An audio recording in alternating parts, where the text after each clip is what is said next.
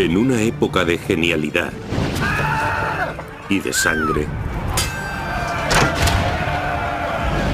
un hijo bastardo creció hasta convertirse en un hombre. Servidor de reyes, superviviente en una tierra de asesinos, construyó una leyenda extraordinaria en un lugar donde la vida no valía nada. Hábil para los mecanismos de la guerra y los entresijos del poder, creó obras maestras eternas e impresionantes invenciones y sobrevivió. Oculto y discreto, tocado por la genialidad e impulsado por su propio código de supervivencia y éxito. Un hombre para todo y un misterio para todos. Da Vinci y su código de vida.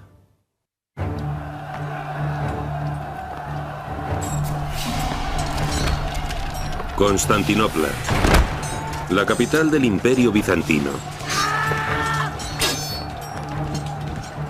Fue un símbolo de gloria romana durante más de 1000 años. Pero tras un asedio brutal, cayó al final en manos de los turcos musulmanes. El Papa Pío II, poco después de la caída de Constantinopla, le recordó a todo el mundo mediante cartas enviadas a toda Europa que ese era un acontecimiento importantísimo. La caída del poderoso Imperio Bizantino parecía el final de la mismísima civilización. Pero la civilización estaba a punto de vivir un renacimiento.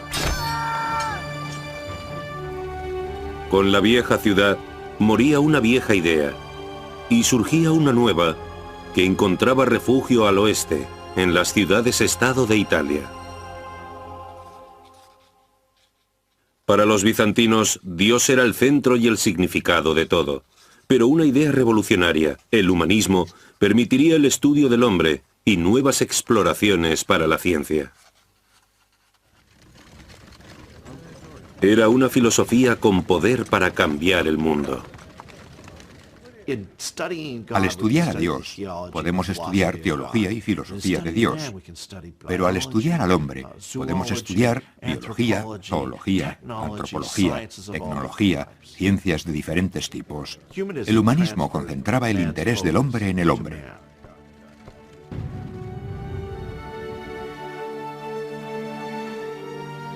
En las ciudades-estado de Italia, el humanismo iniciaba una nueva época, el Renacimiento, que anunciaba una explosión de nuevas ideas, nuevos inventos y nuevos descubrimientos. Era una época incomparable. Una buena época para nacer si eras una persona brillante.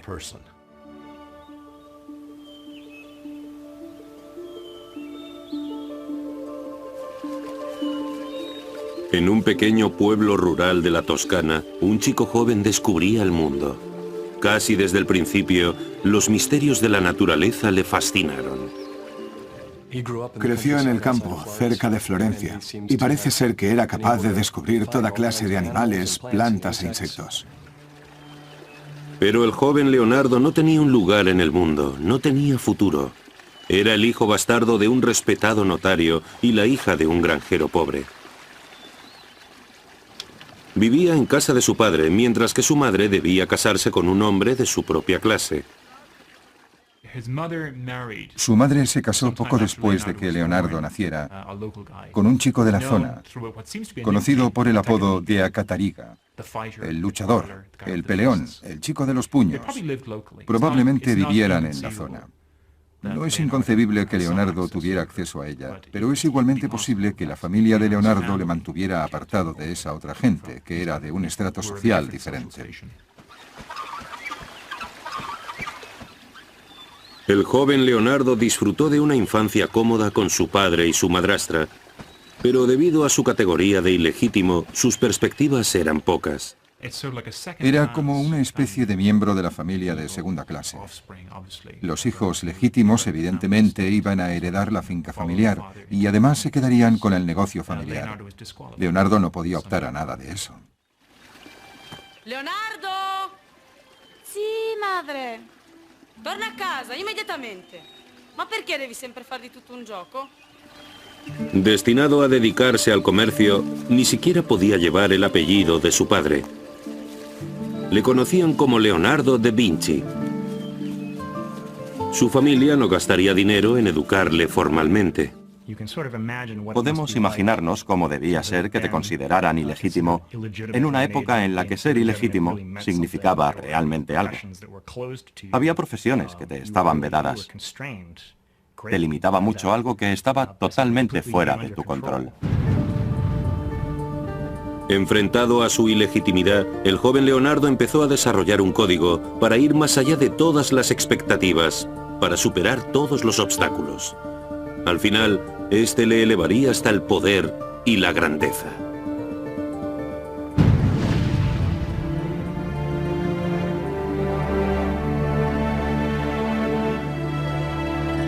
En su adolescencia, Leonardo se mudó con su padre a Florencia, una ciudad manejada por una peligrosa clase política.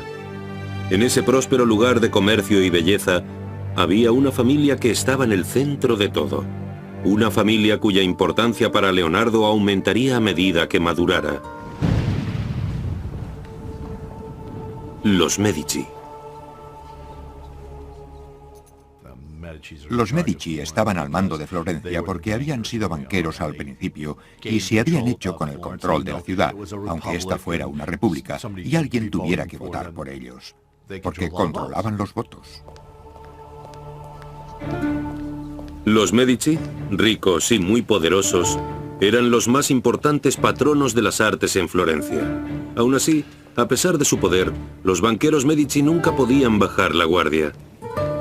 El asesinato era algo común, ya que las familias banqueras rivales competían por la riqueza de la ciudad. Si miramos algunos de estos cuadros de los líderes del Renacimiento, vemos que llevan como remaches en la ropa. No, llevaban armaduras cubiertas de ropa. L'interesse è difficoltoso, come avevamo discusso. E allora onoratelo col vostro sigillo. Estaban muertos de miedo de que les clavaran un cuchillo por la calle. Los Medici tenían siempre un envenenador en nómina. ¿Qué era todo eso? En una sociedad gobernada por el miedo, la sospecha engendró una brutal forma de justicia. Cualquier acusación, personal o política, podía hacerse anónimamente a través del tamburo. Esa peligrosa caja lanzaba una oscura sombra sobre el futuro de Leonardo. Cuando un ciudadano efectuaba una acusación, las autoridades investigaban. Incluso los inocentes sufrían vergüenza y los culpables recibían severos castigos.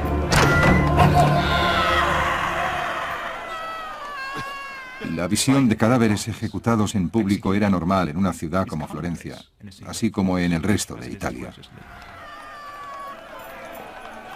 Leonardo vivía en una época y en un lugar donde la vida no valía nada, particularmente entre las clases más bajas. Sabía que debía liberarse de su condición de bastardo y ganarse una posición respetable en la sociedad, así que necesitaba ser miembro de las cofradías. Florencia era una ciudad gobernada oficialmente por las cofradías. Era así desde finales del siglo XIII. El gobierno de Florencia se extraía de entre las cofradías más poderosas. Las cofradías eran sindicatos profesionales, pero la mayoría estaban cerradas para un bastardo como Leonardo.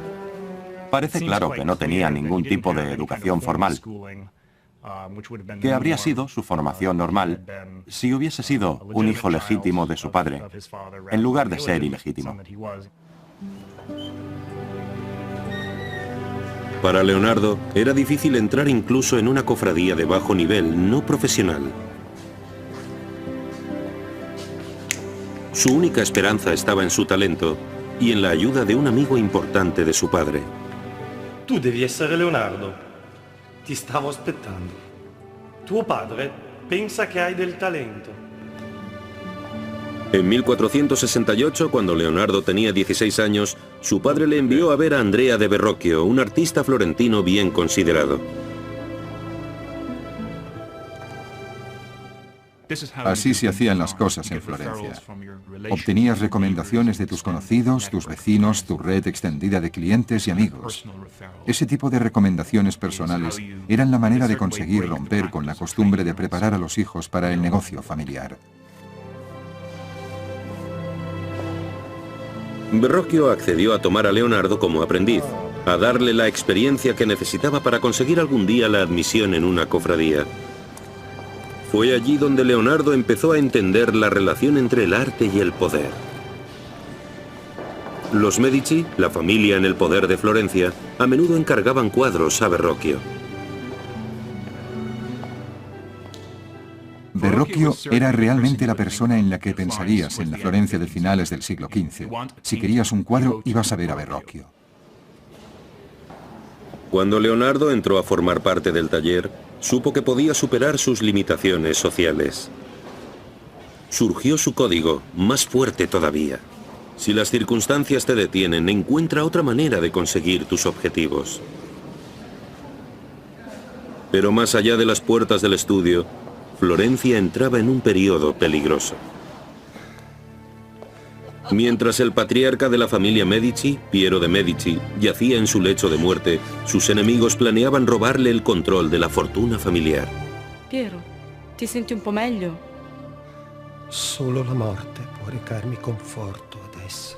Toda la riqueza y el prestigio de los Medici podía desaparecer rápidamente, ya que se estaban preparando en silencio complots contra sus vidas.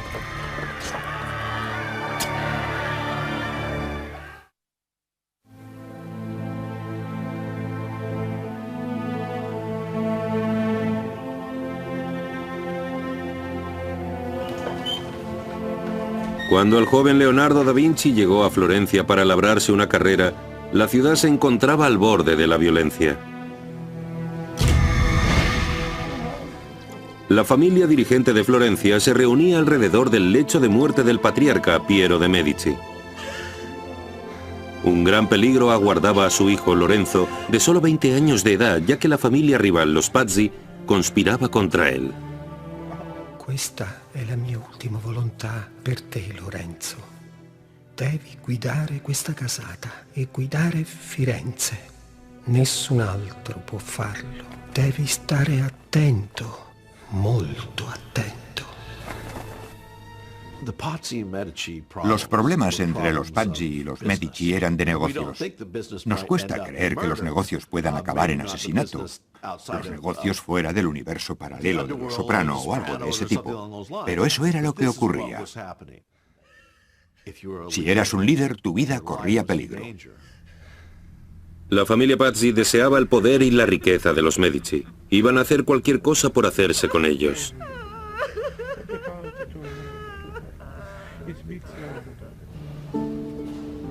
El joven Leonardo no sabía nada de las tormentas políticas que se formaban alrededor de Florencia.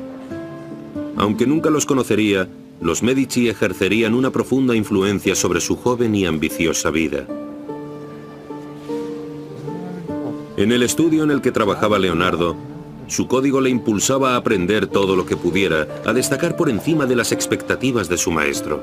Sus cuadernos reflejan las exigencias que se marcaba a sí mismo. El pintor debe desarrollar todas sus habilidades, porque no puede haber respeto por uno mismo si una cosa se hace bien y otra mal. El taller de Verrocchio era muy activo en cualquier tipo de medio. Utilizaba tecnología de diferentes tipos, no solo pintura, sino también pintura sobre cerámica, escultura en mármol, escultura en bronce y otras tareas metalúrgicas, como el moldeado de cañones o el moldeado de campanas.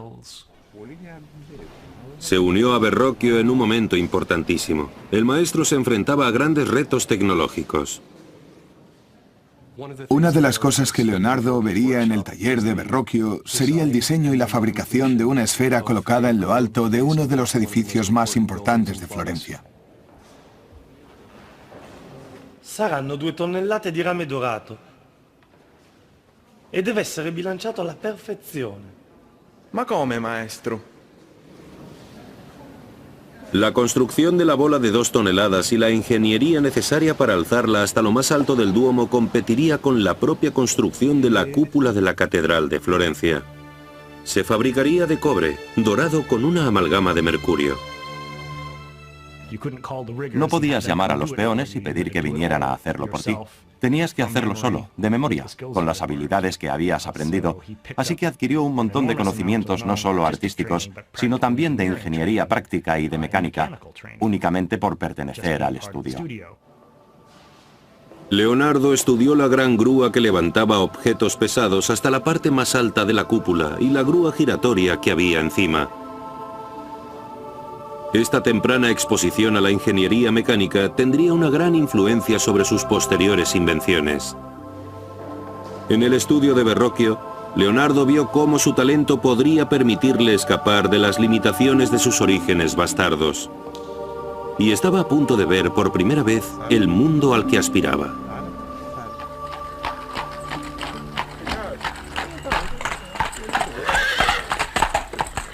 Verrocchio y sus estudiantes fueron invitados a llevar sus mejores obras al Palacio Medici para preparar una visita del influyente duque de Milán. Según el biógrafo italiano del siglo XVI Giorgio Vasari, Leonardo ya destacaba. El mejor de todos los alumnos de Verrocchio era Leonardo da Vinci, que además de belleza y gracia tenía tal poder intelectual que allá donde dirigiera su interés se convertía en un maestro con facilidad. Leonardo, pórtalo a mí. En esa importante casa, los jóvenes verían cómo la riqueza y la belleza se unían en los hogares de los poderosos. Una lección inspiradora para todos ellos. Pero la llegada del duque de Milán supuso una inspiración aún mayor para Leonardo. Mientras el duque, el patriarca de la familia Sforza, desfilaba por Florencia, Leonardo le observaba entre el alegre público. Como Leonardo, el duque era un intruso sin ningún pedigrí, y aún así estaba en lo más alto del poder. Los Sforza de Milán eran en realidad descendientes de Condottieri, mercenarios que en algún momento habían pasado de ser soldados contratados a casarse con los linajes políticos y al final a hacerse con el control de Milán. Leonardo no podía evitar sentirse inspirado. En el duque veía a un hombre que había superado sus vulgares orígenes y que había conseguido ser influyente y tener éxito. Para hacer lo mismo, Leonardo sabía que debía utilizar todas las ventajas que tenía. Se cree que era extraordinariamente guapo. Le preocupaba mucho su aspecto. Siempre se vestía muy bien. Era extremadamente fuerte. Se dice que podía torcer herraduras con las manos desnudas. A la gente le gustaba inmediatamente después de conocerle, porque tenía una cualidad indefinible que hacía que la gente se sintiese atraída por él. Y esa también es una cualidad que se describe en el arte de Leonardo. Aunque era demasiado pronto para que Leonardo lo supiera, su destino y su futuro dependerían de la familia Sforza, cuando usase su carisma y su talento para construir una vida mejor.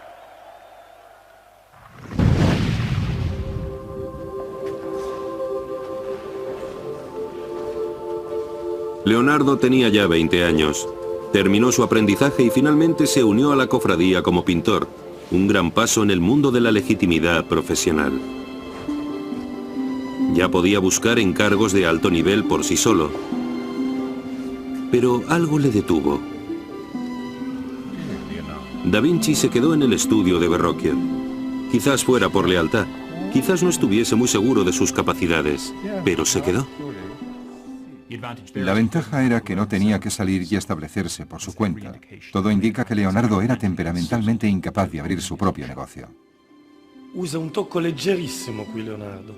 Leggerissimo. Vemos un gran número de encargos de cuadros que pasaron, al menos en parte, por las manos del joven Leonardo. Así que era un socio joven, servicial y adaptable para la empresa. Y mientras trabajaba, la reputación de Leonardo iba creciendo hasta llamar incluso la atención de la familia Medici. En el caso de los Medici y Leonardo, Parece, sin embargo, que muy pronto descubrieron que ese chico tenía un gran talento y que iba a superar a su mentor y a sus compañeros, así que se interesaron particularmente por él.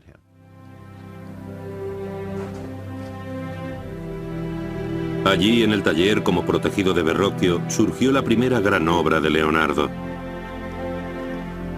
Se considera el cuadro más antiguo pintado por Leonardo que se conserva. El ángel de la izquierda, en una esquina de El bautismo de Cristo de Verrocchio, es solo un fragmento, una fugaz imagen del genio en que se convertiría. Solo el pupilo mediocre no supera a su maestro, escribió Leonardo. Y la leyenda dice que Verrocchio, al ver el ángel de Leonardo, no volvió a pintar jamás.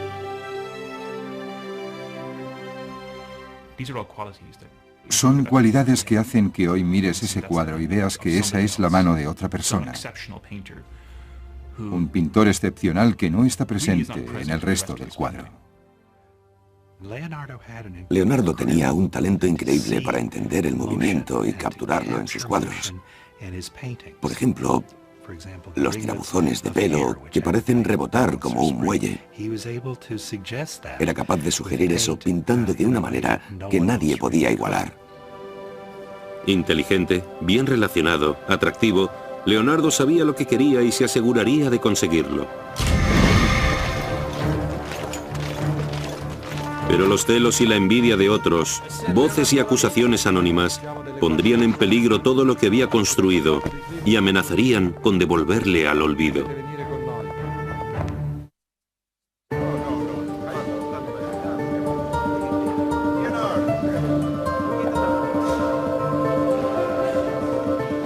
En poco más de una década, Leonardo da Vinci, de 24 años, había pasado de ser el hijo bastardo de un notario a ser un artista legítimo reconocido por los Medici, la familia más poderosa de Florencia. Los florentinos eran muy competitivos, era muy frustrante ser artista en Florencia, pero la competencia también hace que las cosas mejoren, hace que realices un mejor trabajo como artista. En el estudio de Verrocchio, su persistente experimentación con la pintura y la técnica le hacía destacar. Ese compromiso se convertiría en una pieza vital de su código, una manera de avanzar a sus competidores que tenían una mejor educación. Anotaba sus ideas en sus cuadernos. Sé que no soy un hombre de letras. La experiencia es mi única dueña verdadera, y la citaré siempre, en cualquier caso. Solo a través de la experimentación podemos conocer realmente algo. Leonardo creó una oposición entre la autoridad que se transmitía a través de los libros y la gente como él, figuras inconformistas que funcionaban al margen de los límites profesionales normales, que investigaban, que desmontaban las cosas para ver de qué estaban hechas, para ver cómo funcionaban. Hombre de sensibilidad fuera de lo común, Leonardo adoraba la naturaleza y no comía carne, negándose a ser una tumba para otros seres. Para él, la naturaleza era la mejor máquina y observaba sus misterios con respeto y sorpresa. Se pasó la vida intentando descubrir cómo funcionaba el movimiento de las nubes y el agua, el misterio de los pájaros y su vuelo. La ciencia, la naturaleza y la mecánica. Leonardo las imaginaba como una sola entidad que debía capturar a través de su vida creativa.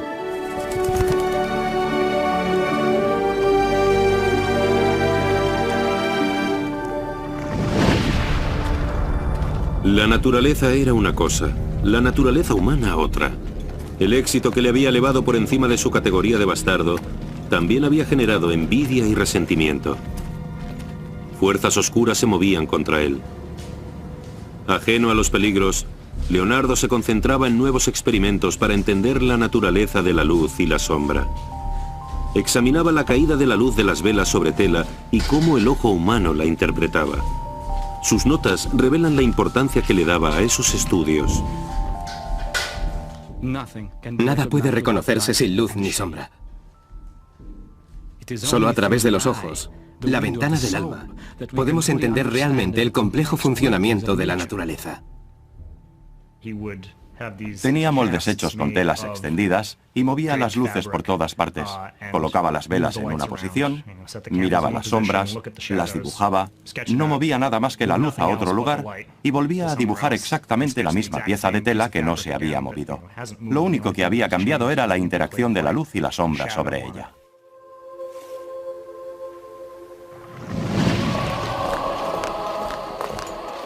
Pero en 1476, la envidia y la traición le alcanzaron.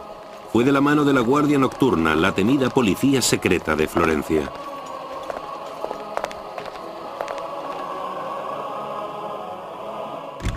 Messer Leonardo da Vinci. Siamo delle guardie notturne. Siete accusato di crimini contro Dio. Dovete venire con noi. A los 24 años, Leonardo fue anónimamente acusado de sodomía con un prostituto de 17 años. Para los delincuentes reincidentes podían dictarse penas de cárcel o ejecución. La pena oficial por sodomía era la quema. Se les quemaba vivos. La humillación fue brutal. Nada, escribió, debe temerse tanto como una reputación dañada. Lo cierto es que le afectó. Era una persona orgullosa. Era un joven orgulloso.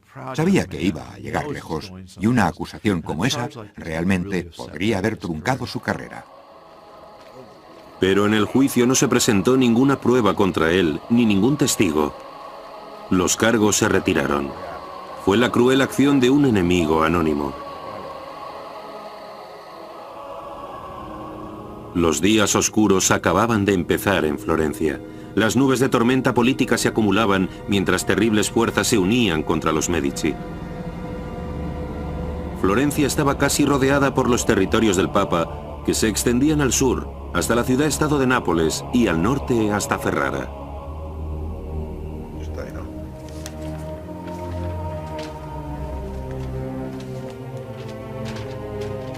Pero ese reino no era suficiente para el codicioso Papa Sixto IV.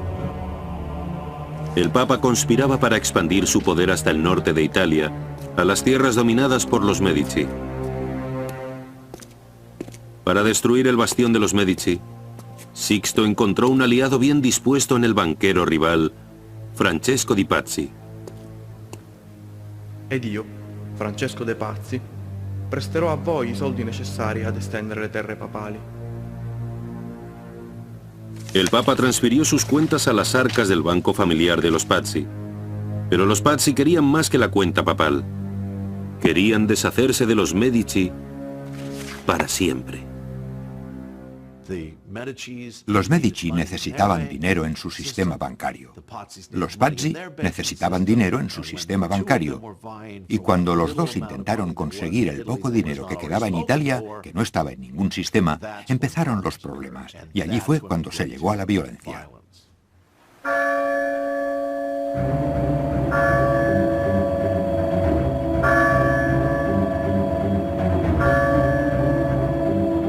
Era Pascua.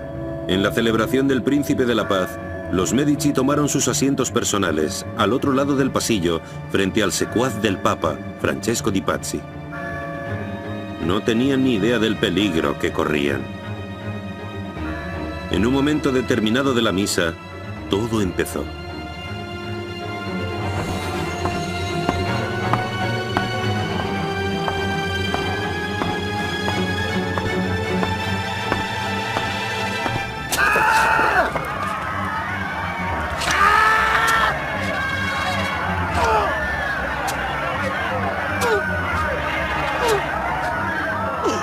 El joven Giuliano de Medici recibió 19 salvajes puñaladas y se desangró en el suelo de la catedral.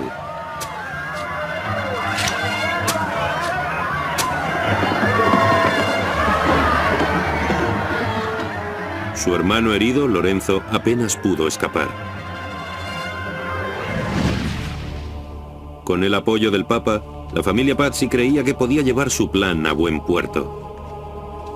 Estaban completamente equivocados. Los partidarios de los Medici reaccionaron rápidamente y aplastaron el alzamiento de los Pazzi con una violencia extraordinaria. El contraataque de Lorenzo fue rápido y despiadado.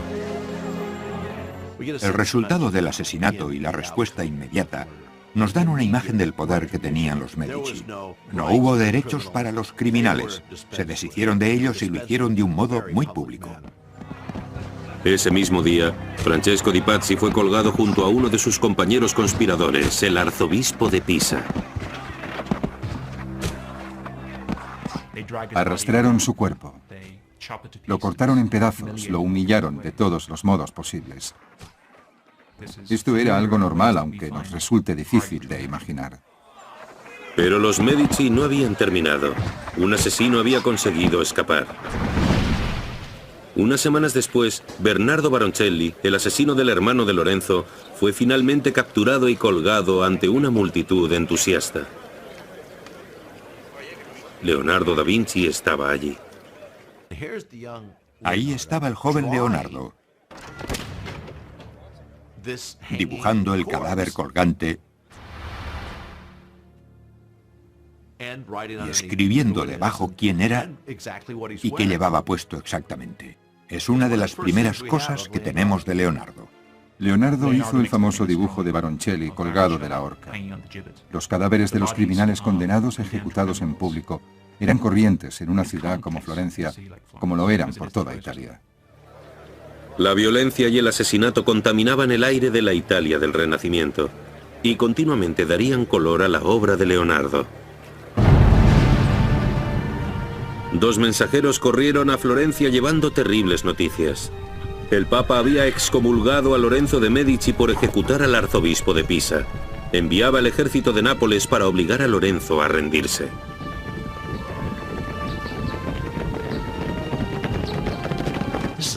Era un ejército grande. Iban a ser muy difíciles de vencer. Muy difíciles de vencer sin una gran pérdida económica, una gran pérdida de vidas y una gran agitación de la sociedad.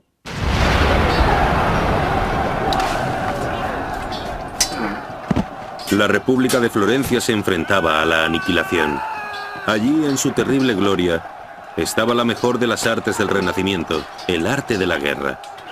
Sin que ocurriese algún tipo de milagro, la ciudad que le había dado a Leonardo da Vinci su único futuro real quedaría arrasada sin dejar rastro.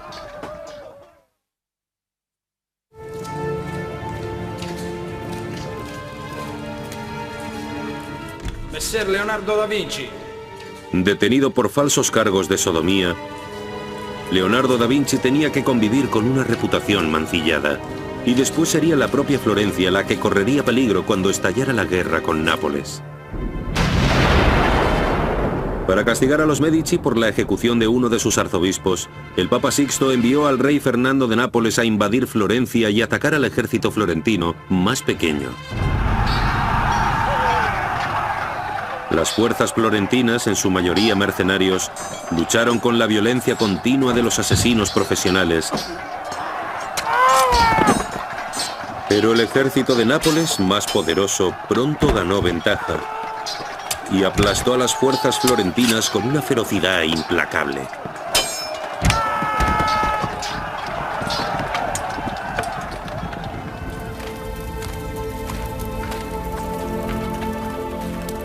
Tras la terrible batalla, Lorenzo tuvo claro que la situación de la ciudad era desesperada. Sus tropas iban cayendo, destrozadas. Debía encontrar la manera de terminar con la guerra y salvar de algún modo Florencia.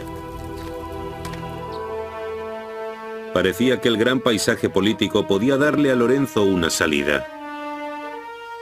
El Imperio Otomano, muy temido por los europeos cristianos, había estado amenazando la península entera.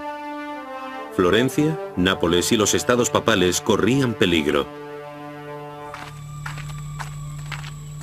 En una jugada atrevida y peligrosa, Lorenzo viajó para enfrentarse al rey Fernando de Nápoles cara a cara e intentar convencerle de que los estados italianos debían unificarse contra los turcos en lugar de luchar unos contra otros. Si fracasaba en su misión, Florencia estaría acabada. Se una bombarda colpisce a segno in linea diritta 10 braccia. El riesgo era significativo. Podría haber muerto. Podrían haberle tomado como rehén. Mientras estaba fuera, Cualquier usurpador podría haberle sustituido. Intrigado, pero no convencido, el rey le detuvo mientras pensaba en la propuesta. En Florencia, Da Vinci, como todos los demás, se vio atrapado por la tensión y la ansiedad de la guerra inminente. Empezó a diseñar escaleras y otros aparatos para defender y escalar muros. Estas escaleras están diseñadas para soportar a 2 hombres. También son útiles para una torre, donde una escalera de cuerda podría ser soltada por el enemigo. Era todo ingeniería, ingeniería, ingeniería, porque era la realidad de Italia en el momento en el que vivió Leonardo. Había muchas ciudades-estado enfrentadas, y la guerra era algo constante en la vida. Da Vinci trabajaba y esperaba, poniéndose activamente a trabajar en fortificaciones defensivas y otras armas de guerra. Pasaron 3 meses sin noticias de Lorenzo de Medici. En las calles de Florencia, los ciudadanos esperaban aterrados. Las semanas pasaban sin noticias de su líder ni de su destino.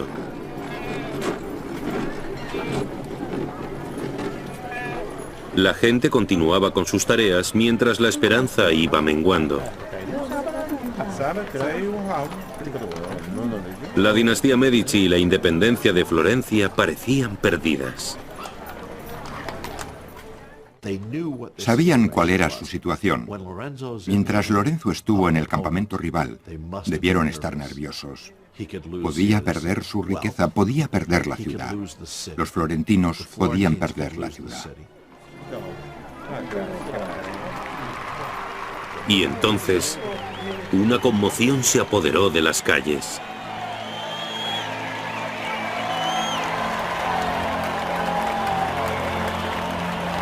Triunfante, Lorenzo regresó, tras convencer al rey Fernando de Nápoles de terminar la guerra. La multitud celebró su valor y su capacidad como hombre de Estado. Lorenzo el Magnífico había salvado a Florencia del abismo.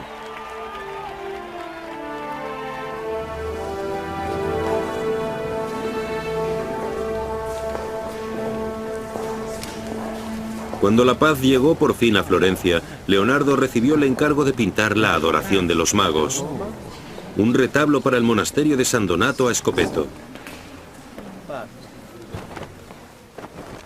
Era su primer trabajo importante.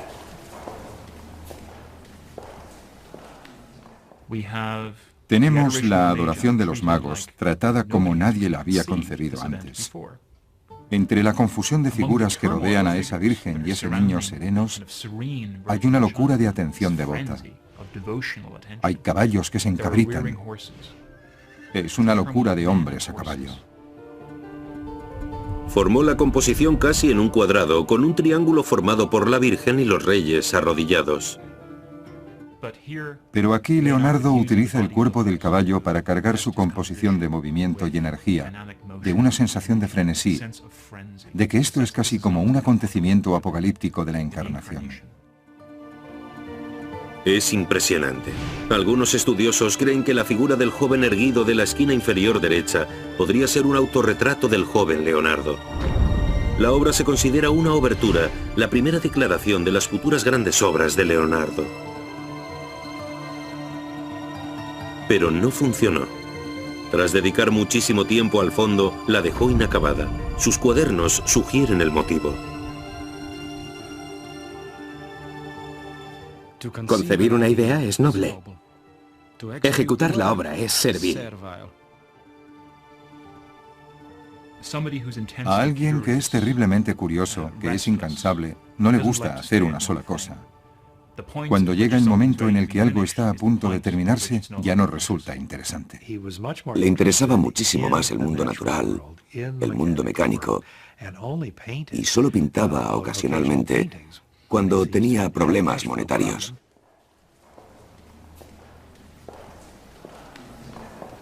Era un mal momento para que Da Vinci abandonara la pintura.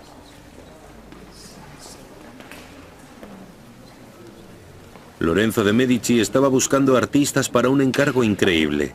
un viaje a Roma para decorar la Capilla Sixtina del Papa. Era el tipo de trabajo con el que un joven artista como Leonardo solo podía soñar. Una oportunidad para brillar ante los mecenas más poderosos de Italia. La elección de Lorenzo afectaría el futuro de Leonardo y daría forma a su destino, para bien o para mal.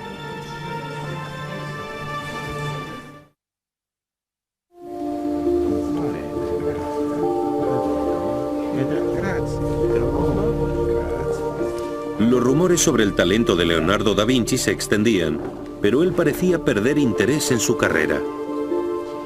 Dejó un encargo importante sin terminar. Los clientes empezaron a enfadarse, y cuando Lorenzo el Magnífico escogió a sus mejores artistas para enviarlos a Roma, da Vinci no fue seleccionado. La adoración de los magos es una de las grandes obras maestras del Alto Renacimiento, pero Leonardo no fue capaz de terminarla, y hay quienes creen que había conceptualizado el final del cuadro en su mente y con eso tenía suficiente, en lugar de tener que coger el pincel y hacerlo físicamente.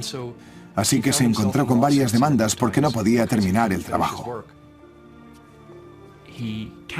No podía ocuparse de las tareas ordinarias de producción, de clientela, de los contratos, de entregar las obras a tiempo, según las especificaciones de los clientes. No terminó nada. Actualmente los psicólogos tienen nombres para esas cosas.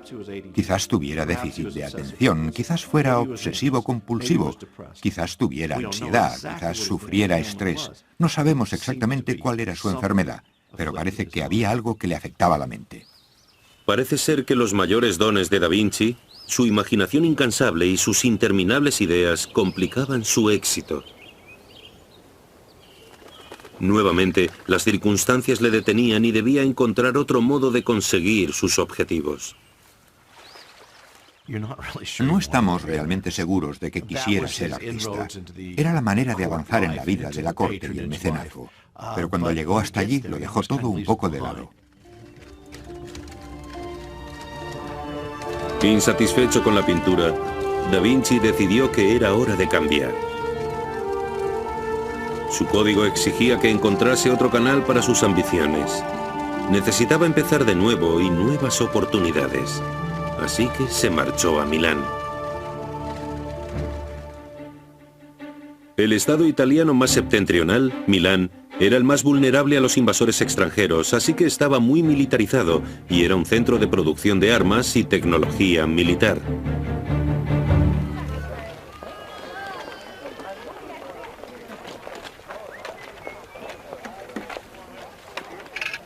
Paseando entre los puestos de los armeros por las calles de Milán, da Vinci descubrió una ciudad vibrante, siempre al borde de la batalla, siempre lista para defenderse, no solo de ciudades-estado rivales, sino también de la superpotencia de Francia. En las herramientas de la guerra, grandes y pequeñas, da Vinci vio un futuro que no habría podido tener en Florencia. Italia se convirtió en un campo de batalla cuando las autoridades locales enfrentaron a las grandes potencias europeas con resultados desastrosos. Entonces llegó una carta al Palacio Real de Milán. Con palabras cuidadosamente escogidas y un tono jactancioso, presentaba al duque Ludovico Sforza las credenciales de Leonardo da Vinci, no como artista, sino como genio de la ingeniería militar. Tengo planes para construir puentes extremadamente ligeros y fuertes, adaptados para ser transportados. Tengo planes para fabricar morteros fáciles de transportar y capaces de lanzar pequeñas piedras como en una tormenta, y de crear un humo aterrador para el enemigo. Allá donde pueda caer una bala de cañón, puedo fabricar catapultas y otras máquinas maravillosamente precisas, que no son de uso común. Los diseños de da Vinci eran visionarios. Su carro de asalto cubierto era una mejora de una idea antigua y muy conocida, pero se tardaría 400 años en mejorar el concepto y convertirlo en el tanque de la Primera Guerra Mundial. Da Vinci describe la máquina en sus notas. Haré carros cubiertos que serán impermeables para cualquier cuerpo de hombres de armas que intente destruirlo mientras atacamos al enemigo con artillería. La auténtica innovación fue la movilidad. Una manivela activada por hombres o caballos se unía a los ejes horizontales de las ruedas y las movía. Un examen detallado muestra que el diseño de Da Vinci habría hecho que las ruedas se moviesen en direcciones opuestas. ¿Un error o un medio para confundir a un enemigo que podría robar sus diseños? Tenemos una gran variedad de dibujos hechos por Leonardo que muestran instrumentos de guerra de aspecto salvaje, carros con guadañas que cortarían la carne del ejército enemigo. Era una mejora sobre el viejo carro de estilo romano, al que había añadido un engranaje recto con 4 enormes hojas de guadaña encima, como si fuera un helicóptero de aspas curvadas. El diseño de Da Vinci para el cañón muestra centenares de cadáveres apilados, alcanzados por el enorme cañón de bronce, y revela una de las obsesiones de Leonardo. Le encantaba la escala. Le encantaba especular y soñar sobre cosas en una escala mucho mayor a la del periodo. Así que tenía diseños especulativos gigantes para máquinas de matar increíbles. Los diseños de armas fantásticas de Da Vinci eran típicos de su continuo interés por destacar sobre lo ordinario, siempre soñando con los extremos. En su vida eso sería una constante, parte de su código. No dejar nunca que le limitase lo que se ha hecho antes, ni lo que otros podrían pensar. Realmente se vendía como alguien con secretos, alguien que conocía la tecnología de la ingeniería militar, la fabricación de cañones, la fabricación de armas. Da Vinci esperaba que Ludovico Sforza, el duque de Milán en funciones, le encargara construir esas máquinas de guerra. Ludovico Sforza era el hermano del asesinado duque de Milán. Era el regente, el verdadero gobernador de Milán, y controlaba la política de defensa, la política extranjera del Estado milanés. Ludovico tendría el poder únicamente hasta que su tímido sobrino, Gian Galeazzo, llegara a la mayoría de edad. Si lo conseguía. Touché, adesso vai pure, ho degli affari da sbrigare. Creo que todos creían que lo que Ludovico quería realmente era el ducado de Milán. Estaba dispuesto a hacer cualquier cosa por conseguirlo. Pero los ejércitos de los reyes y la cruel incertidumbre de la política truncarían los sueños de gloria de Ludovico y todo lo que Da Vinci esperaba.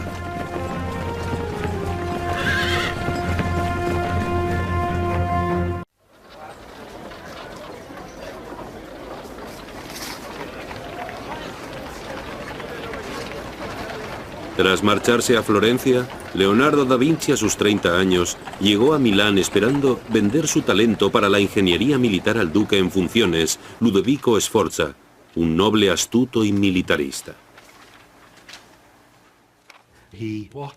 Se apartó de lo que sin duda habría sido una vida segura y cómoda como pintor de sociedad en la Florencia de finales del siglo XV y se marchó a la animada pero militarizada, agresiva y políticamente turbulenta ciudad de Milán,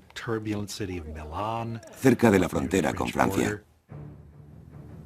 A finales del siglo XV, Italia era un campo de batalla, ya que las pequeñas ciudades-estado de Milán y Nápoles luchaban por sobrevivir contra superpotencias como Francia y el Imperio Otomano, que les presionaban desde todas partes. Sacando partido de esa política inestable, la carta de Leonardo al duque resumía todas las habilidades militares imaginables que tenía como ingeniero. Diseño de fortalezas, construcción de tanques, máquinas de asedio. Solo en la última línea mencionaba que también era pintor.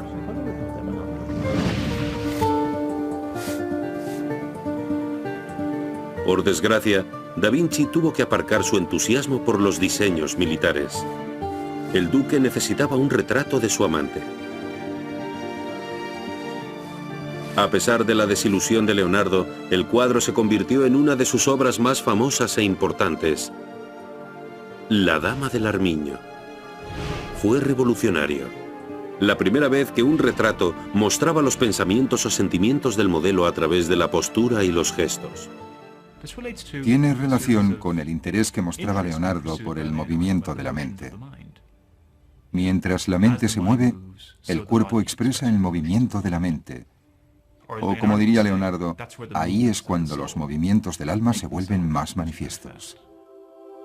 Tiene la cabeza inclinada a la derecha como si la distrajera algo de ese lado. El animal también está tenso y alerta. Nuevamente, el código de Da Vinci le impulsa a abordar nuevas ideas.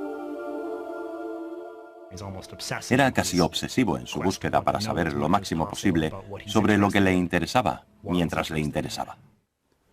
Sforza, nieto de un mercenario, y Da Vinci, hijo bastardo de un notario, dependen uno del otro para mejorar su nivel social.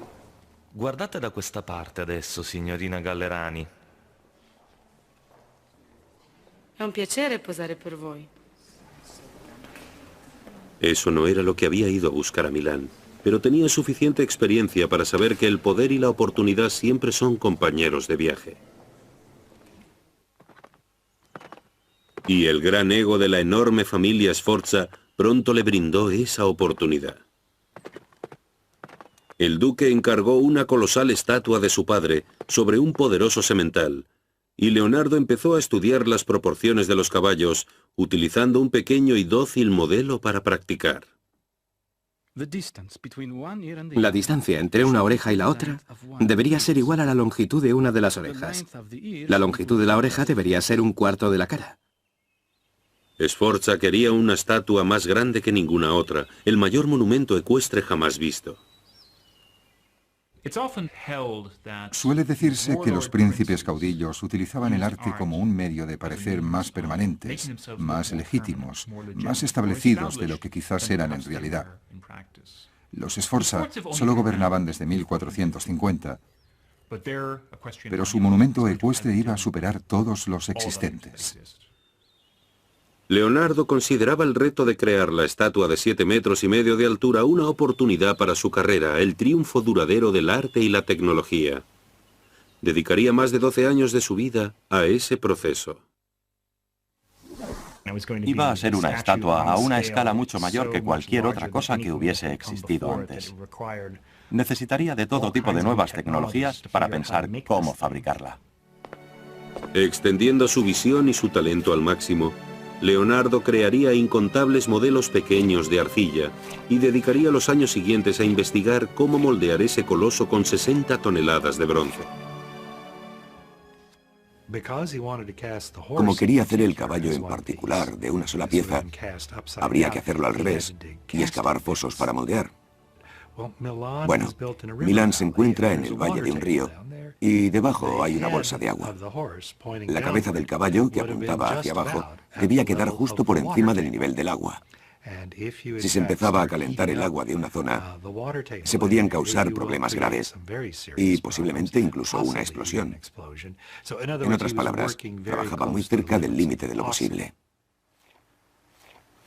Esa era la esencia del código de Leonardo, ir más allá de lo esperado, no solo en su trabajo, sino también en su vida. Y mientras el enorme caballo iba tomando forma lentamente, Leonardo volvía a desviar su vívida imaginación a las armas de guerra. Como en el caso del caballo, los diseños eran enormes, monumentales. Siempre creaba cosas enormes, mucho más grandes que cualquiera de las cosas que existían en la época. La ballesta gigante es una especie de abanderada de su mentalidad. Probablemente fuera tan larga como un tractor-trailer. La construcción era muy complicada. La ballesta se iba a construir con secciones laminadas para que fuera más fuerte y flexible. La cuerda, tensada gracias a un engranaje de gusano, podía dispararse silenciosamente. La gente miraba los dibujos de Leonardo de cosas como la ballesta gigante y parecía pensar que era una idea original. No era así. Lo que Leonardo hacía era coger una idea bastante normal y ver lo lejos que la podía llevar. Empezó con sus famosos cuadernos, una obsesión que duraría toda su vida y que actualmente nos sigue confundiendo. Se estima que escribió unas 15.000 páginas antes de morir. ¿Qué escribía en sus cuadernos? De todo. Listas de lavandería, no olvidar recoger el dinero que fulano le debía, lo que necesitaba de la tienda, listas de mudanza, bocetos de gente que veía en la calle y que tenía caras interesantes, notas para sí mismo sobre cualquier cosa que quisiera recordar. Leonardo componía a menudo las notas de derecha a izquierda, incluso escribiendo letras y palabras al revés, como en un espejo. La gente especulaba, y sigue especulando, que intentaba escribir en clave. No quería que la gente copiara sus ideas. Quizás decía cosas que no quería que la gente pudiera leer. Pero la razón más plausible es simplemente que aprendió a escribir como niño zurdo, así que escribir de derecha a izquierda, incluso al revés, le salía naturalmente. En esa época, Da Vinci había contratado a un ayudante. Se llamaba Giacomo, un joven de clase baja con perspectivas limitadas. Ayudó a Leonardo a construir muchos de los aparatos mecánicos y curiosidades para las elaboradas fiestas de Ludovico Sforza. Giacomo, perché devi sempre giocare con tutto? E dammi quel pianeta. Da Vinci empezó a llamarle Salai, que significaba diablillo. El travieso muchacho se quedaría con Leonardo hasta el final de la vida del artista.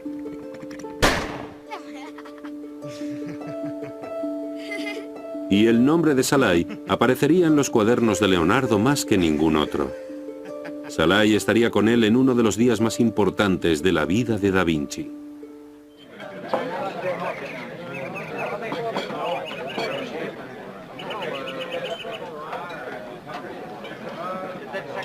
Ludovico dio una elaborada celebración familiar que contaba con el colosal modelo de arcilla del caballo de Sforza. Lo iba a desvelar ante la nobleza por primera vez. El caballo de Sforza debía ser la mayor estatua moldeada del mundo. Alabaría las glorias de la casa de Sforza y también, probablemente, le valdría a Leonardo una posición eterna en la corte. La fiesta, al igual que el caballo de Da Vinci, era una celebración del poder de Ludovico. Entre los asistentes estaba la hermosa mujer de Ludovico, Beatriz d'Este, y su sobrino, el duque real, Gian Galeazzo, de 25 años. Era bastante evidente que el joven Galeazzo Sforza había sido apartado por Ludovico, su tío, que tenía el propósito de quedarse el ducado para él. Gian Galeazzo no asumiría jamás el poder. Ese mismo año moriría. Algunos afirman que envenenado, convirtiendo finalmente a Ludovico en duque. Sin nada que frenara a su ambición, colocaría a Milán y a Leonardo en el camino de la guerra. Siamo pronti, Leonardo.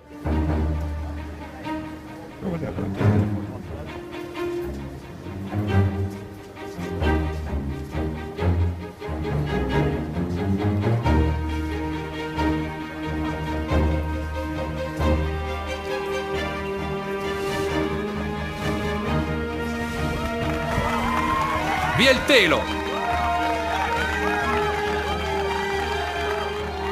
Al final, todo se reduciría al nivel social. La influencia, el magnífico caballo de Da Vinci y la peligrosa ambición de Ludovico.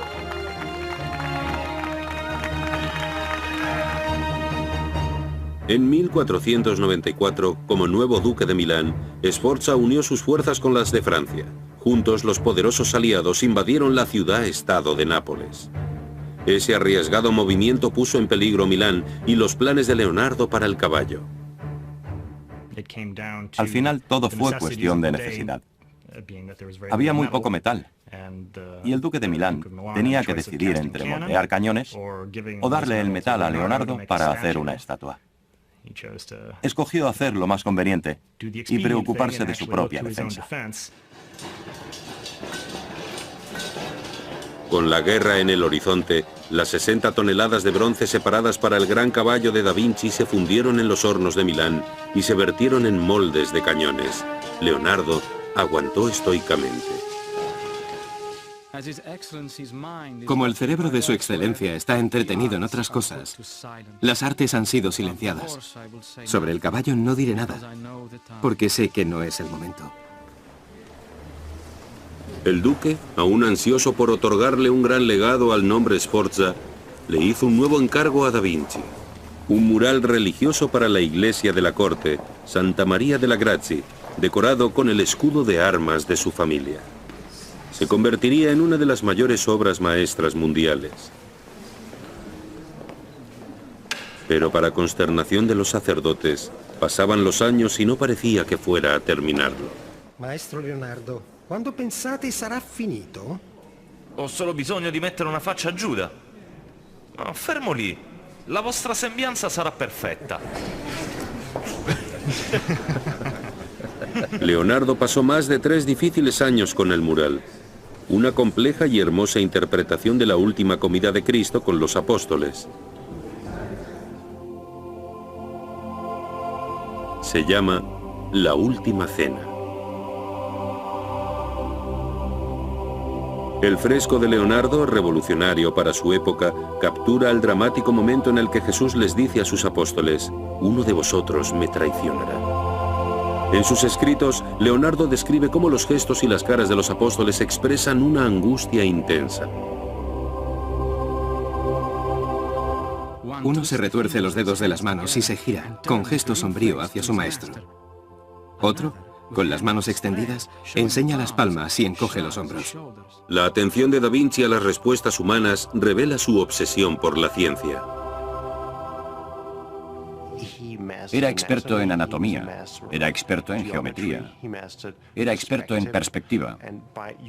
Y utilizando todas esas ciencias, Leonardo podía crear un arte que de algún modo era científico.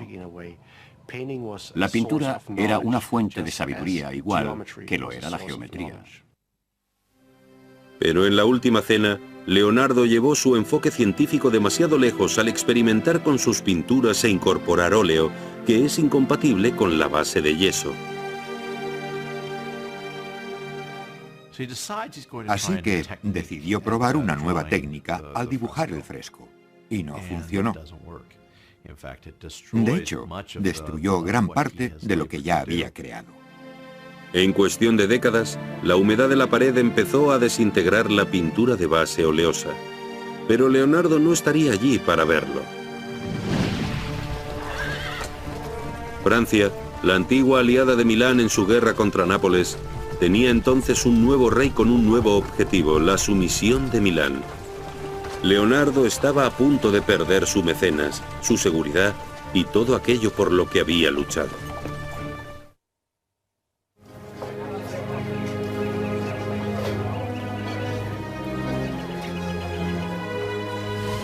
En Milán, Leonardo da Vinci había creado algunas de sus obras más importantes. Había pasado 17 años en la corte del duque Ludovico Sforza, realizando sus propios sueños de éxito. Leonardo se acercaba a los 50 años cuando la situación política cambió. La antigua aliada de Sforza, Francia, invadió repentinamente Milán. Da Vinci perdió al mismo tiempo a su mecenas y su seguridad. Sus notas reflejan ese revés de la fortuna. El duque ha perdido su estado, sus propiedades y su libertad. Ninguna de estas grandes empresas ha conseguido prosperar.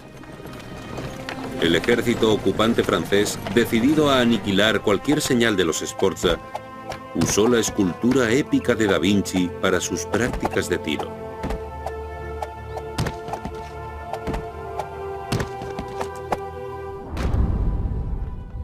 Fue un acto simbólico. Mostraba lo mucho que esos monumentos ecuestres se identificaban con el poder de ciertos gobernantes. Podían ser grandes obras de arte, pero eso era secundario, eran un símbolo. Da Vinci aprendió de ese cruel acto lo fugaz que podía ser el éxito y lo vulnerable que era a la naturaleza veleidosa de la política. Entristecido por la pérdida del gran caballo, un Leonardo envejecido abandonó Milán con su fiel aprendiz, Salai.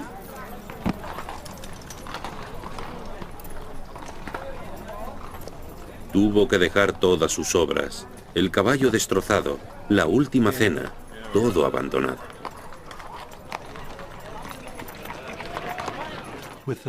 Con la caída de la casa Sforza en Milán, Leonardo se quedó sin trabajo. y se inició un periodo de su vida en el que estuvo deambulando. Sus cuadernos reflejan su estado de ánimo. La paciencia protege de la desgracia como la ropa cálida protege del frío. Cuanto más cálidamente te vistes, menos poder tiene la tormenta.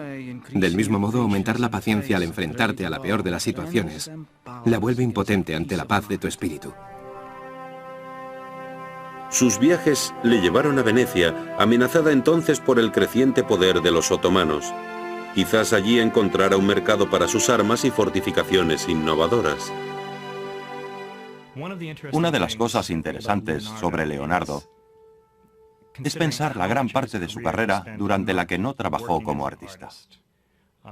Siempre se piensa en él primordial y principalmente como pintor, pero si miramos los años que pasó al servicio de varios señores, gran parte de ellos estuvieron dedicados a la ingeniería militar y al entretenimiento.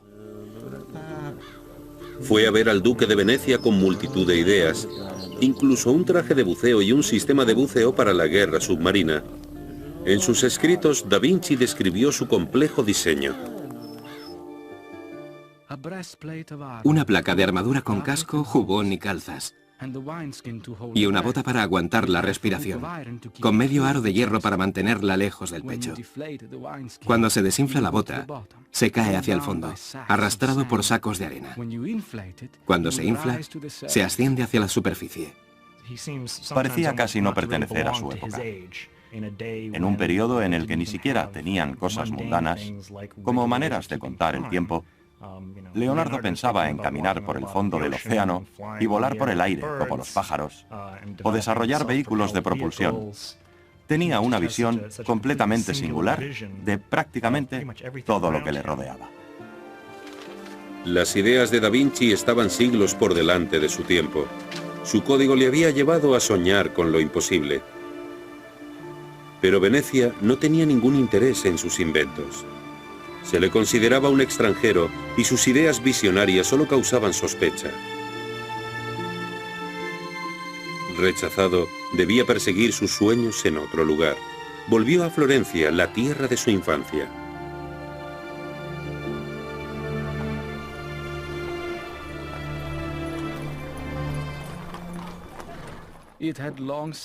Desde hace mucho tiempo, vengo observando que la gente de éxito rara vez se relaja y deja que las cosas sucedan. Salen a hacer que las cosas sucedan. Pero la confianza de Da Vinci pronto se pondría a prueba. La Florencia de su juventud había cambiado. Aunque todavía le consideraban un gran artista, alguien nuevo y más joven había cautivado la imaginación de la ciudad. Se llamaba Miguel Ángel Buonarroti. Un joven y descarado artista de apenas 26 años cuyo talento era sorprendente. Leonardo le despreciaba. Los artistas del Renacimiento eran extremadamente competitivos entre ellos y con ellos mismos. Aún así, desaliñado y arrogante, Miguel Ángel desafió las expectativas de Leonardo sobre los artistas de la corte. En sus notas, Da Vinci mostró abiertamente su rechazo. La cara del escultor está cubierta de pasta y polvo de mármol, lo que le hace parecer un panadero. Su casa está sucia, llena de astillas y polvo de piedra. El pintor es todo lo contrario. Bien vestido, sentado tranquilamente ante su obra, moviendo un pincel muy ligero. Su hogar está lleno de música, apartado del ruido de los martillos u otras molestias.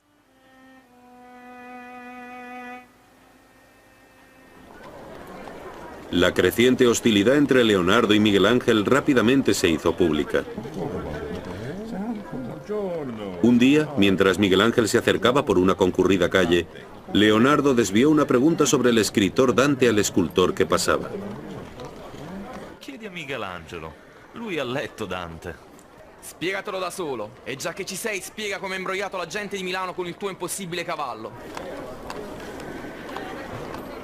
Da Vinci se sintió herido por el insulto y el recuerdo de su fracaso. Resentido, continuó burlándose del trabajo de Miguel Ángel. Creo que le cito bien si digo que criticó a pintores como Miguel Ángel cuya anatomía hacía que la gente pareciera sacos llenos de nueces. Casi 25 años mayor que Miguel Ángel, Leonardo estaba desilusionado y guardaba sus cuadros cada noche con menos pasión que en la anterior. Sus escritos reflejan su creciente desesperación y su vejez. Oh tiempo, devorador de todo. Oh época rencorosa. Lo destruyes y lo consumes todo con los implacables dientes de los años. Poco a poco, en una muerte lenta. Rechazado, Leonardo encontró una oportunidad en uno de los mecenas más inverosímiles. Un hombre cuya ambición superaba la de todos los demás, incluso en esos momentos violentos. Se llamaba César Borgia y estaba empeñado en abrirse un sangriento camino hasta el poder a través del corazón de Italia.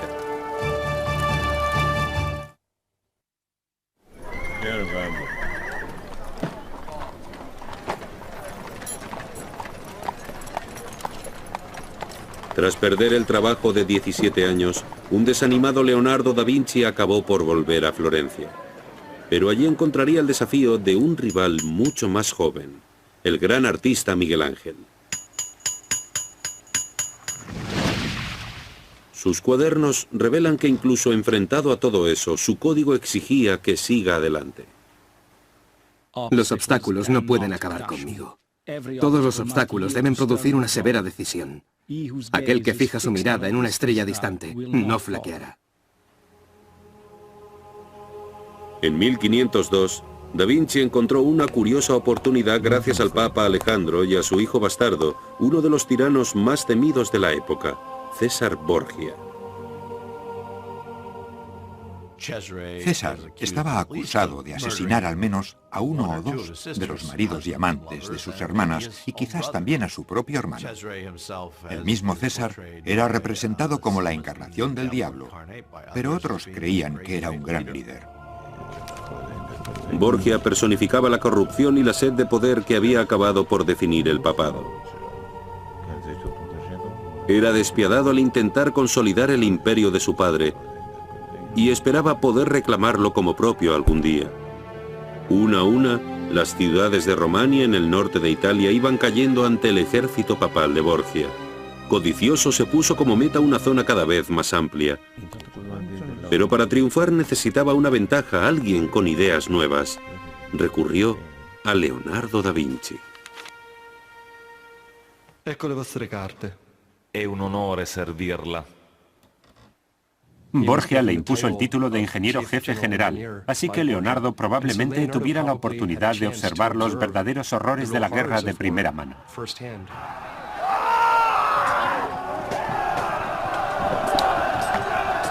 Los pueblos del norte de Italia se convirtieron en el matadero de Borgia, mientras sus ejércitos mercenarios se movían para expandir las tierras de su padre, el Papa. César Borgia ha sido descrito como uno de los hombres más crueles de la historia de Italia. Y de hecho Borgia era la inspiración del libro de Maquiavelo, El Príncipe, un señor de la guerra modélico que podía conseguir la unificación de Italia. La muerte de inocentes no significaba nada para Borgia, que tomaba lo que deseaba. Se ganó la reputación de ser un hombre de crueldad extraordinaria, pragmático, inteligente e inmortal. Da Vinci sirvió bien a su señor, supervisando la construcción de obras defensivas, torres, trincheras y armamento. Finalmente, le habían dado la oportunidad de hacer diseño militar, de practicar el arte de la guerra. Para Borgia, la principal cualidad de Leonardo eran sus impresionantes mapas a vista de pájaro, la clave del éxito en la batalla. Al darle esos mapas a Borgia, Leonardo capacitaba a ese señor de la guerra para llevar sus tropas por la noche, llegar antes a la batalla y tener una oportunidad de ganar. Así que la relación entre Leonardo y la guerra era muy compleja. Da Vinci y el despiadado Borgia trabajaban bien juntos, ambos con mentes complejas, ambos activamente ambiciosos. En la mecánica de la guerra y las sutilezas del poder, Leonardo destacaba. Esta es una de las cosas que nunca se le han reconocido a Leonardo, pero en las que era muy bueno. Parecía conocer los vientos políticos y dejarse llevar por ellos, y encajaba muy bien en la corte de César. Aunque Da Vinci conocía bien el salvajismo de Borgia, la violencia de repente se volvió más personal cuando Borgia ordenó la brutal ejecución de 3 capitanes.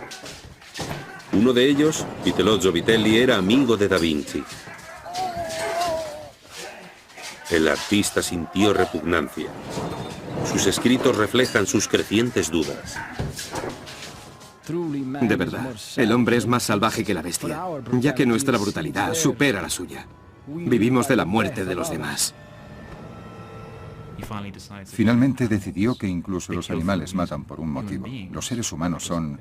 Matar forma parte de su naturaleza.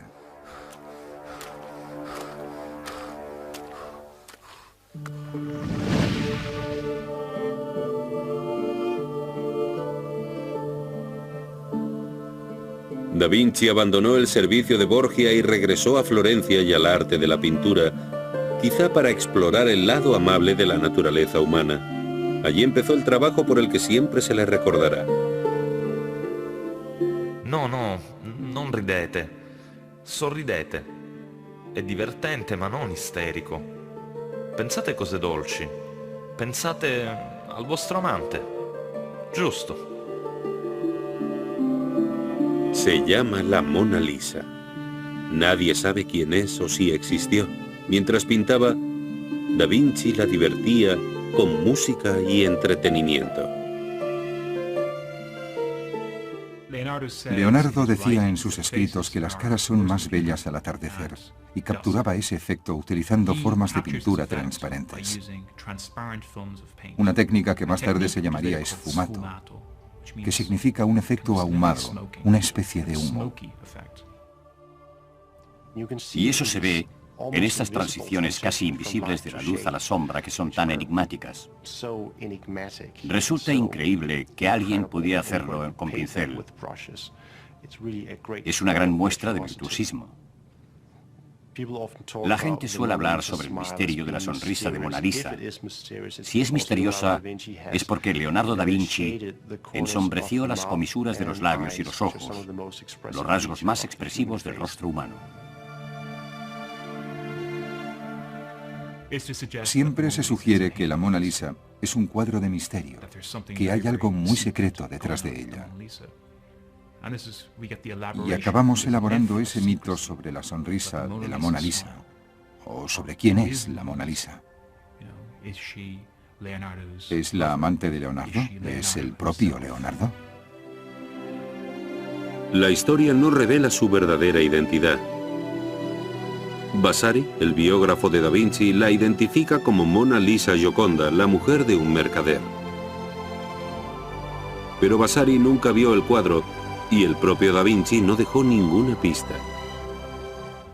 Lo llevó con él durante años y siguió trabajando con él. Nunca lo terminó del todo. El único motivo por el que existe tal y como es hoy es porque él murió. La Mona Lisa será para siempre un trabajo en curso, una manifestación física de su código, de su compromiso por conseguir lo imposible, la perfección en la pintura.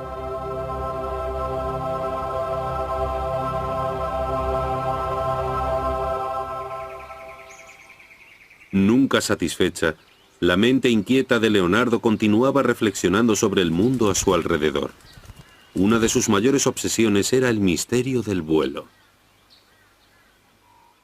En una época en la que no había fotografía cuadro a cuadro, observó a los pájaros volar y supo ver que no solo movían las alas arriba y abajo, sino que era una especie de complicada figura de 8 movimientos en la que las alas se inclinaban, giraban y empujaban hacia abajo en cada golpe. Utilizó sus conocimientos de ingeniería para diseñar máquinas que esperaba que fuesen capaces de volar e hizo una valiente predicción. Habrá alas para el hombre. Si no lo consigo yo, algún otro lo hará algún día. Adaptó un juguete infantil giratorio e hizo el diseño de un aparato deslizador, utilizando un tornillo helicoidal en lugar de rotores, como utilizan los helicópteros modernos. Creó máquinas voladoras de alas de murciélago, cuyas alas se movían como las de un pájaro, con un armazón muy elaborado que incluso incluía un control de vuelo similar a un timón. Dice la leyenda que intentó hacer volar una máquina, que se cayó y que alguien se rompió una pierna en el intento. Las máquinas de Leonardo eran increíbles y fantásticas, pero fantásticas de fantasía. Quizás no funcionasen, pero significan mucho para la mente, para evaluar su capacidad de pensar en conceptos más allá de los normales. Pero parece que se dio cuenta de que la cantidad de energía necesaria para mover una de esas alas de casi 2 metros era más de la que podía generar una persona. Así que empezó a pensar en diseños más complicados, con motores de algún tipo que acumularían suficiente energía para mover las alas un rato antes de que el motor se detuviese. Solo más tarde consideraría la idea de un ala fija, la idea que al final llevaría al éxito del vuelo centenares de años después. Pese a todos sus esfuerzos y a sus extraordinarios diseños, nunca consiguió resolver el gran reto del vuelo del hombre. Pero lo intentó durante casi toda su vida. Era un hombre muy inteligente, un ingeniero brillante en lo que respecta a la teoría, pero quizás la práctica, la parte práctica de las cosas, la parte práctica de la ingeniería que a menudo evita a los grandes pensadores, le evitó también a él.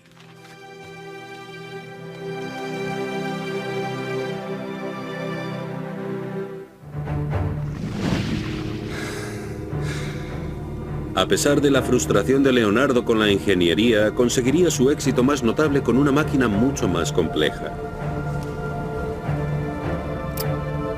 Su macabra obsesión con el momento de la muerte le llevó a dominar el funcionamiento del cuerpo humano.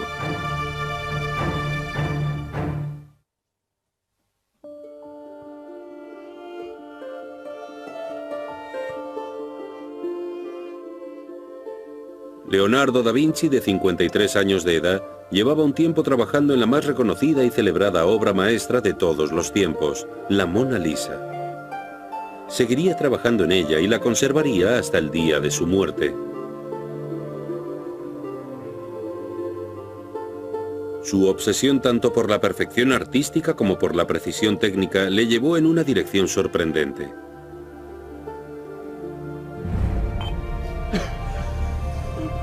Dirigió su insaciable curiosidad al estudio de la mayor obra de arte de la vida, el cuerpo humano.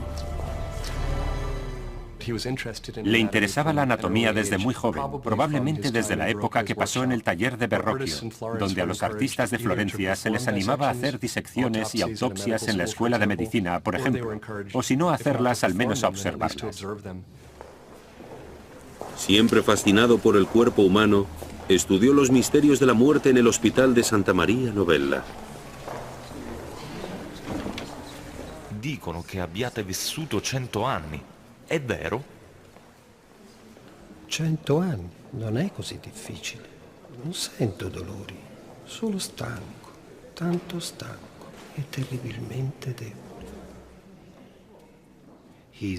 Le interesaba la manera en la que las piezas del cuerpo humano, que es un mecanismo muy intrincado, la manera en que encajaban las piezas del mecanismo. Horas después de la muerte del anciano, Da Vinci descendió a la cavernosa morgue para desmantelar la máquina más perfecta de la naturaleza. Nos puede sorprender saber que la disección de cadáveres humanos de Leonardo no estaba mal vista por la Iglesia de su época.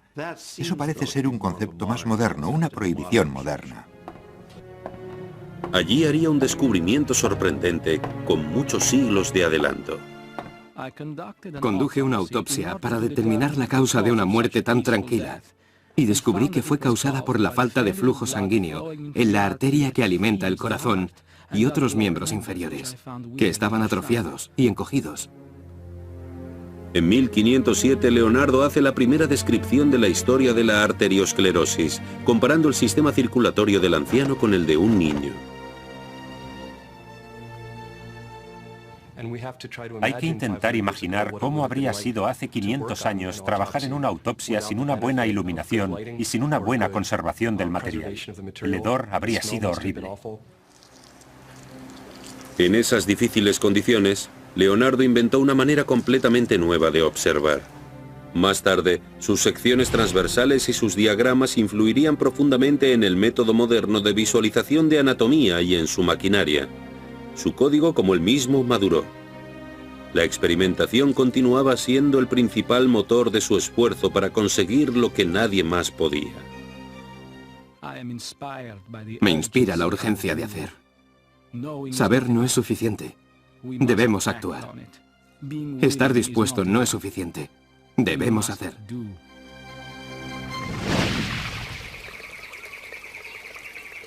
Sus famosos cuadernos revelan el extremo alcance de sus visionarias ideas. Pero nunca publicó ni una página de ellos.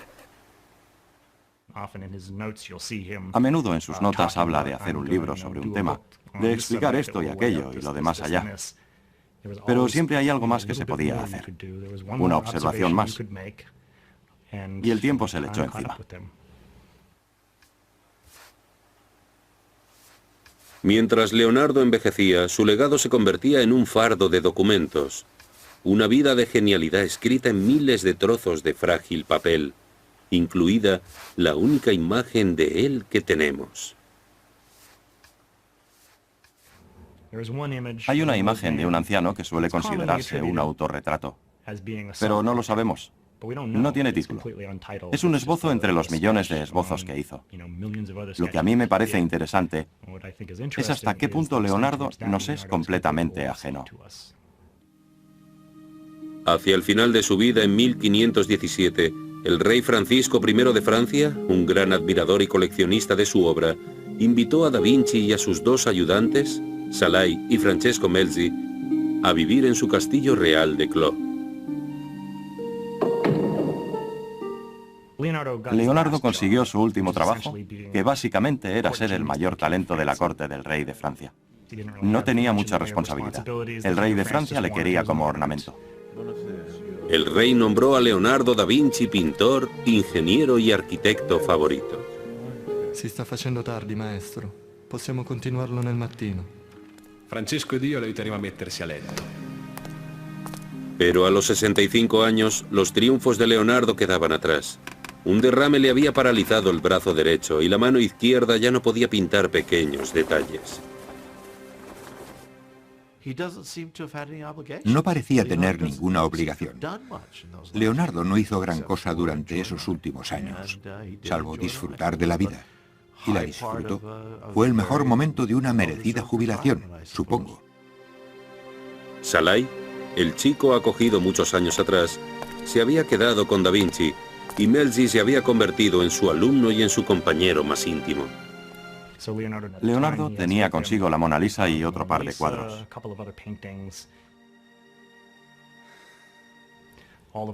Todo ello se lo legó a Melzi, que había sido su aprendiz y había viajado con él durante años. En 1519, tras meses de problemas de salud, Leonardo da Vinci pasó a la historia.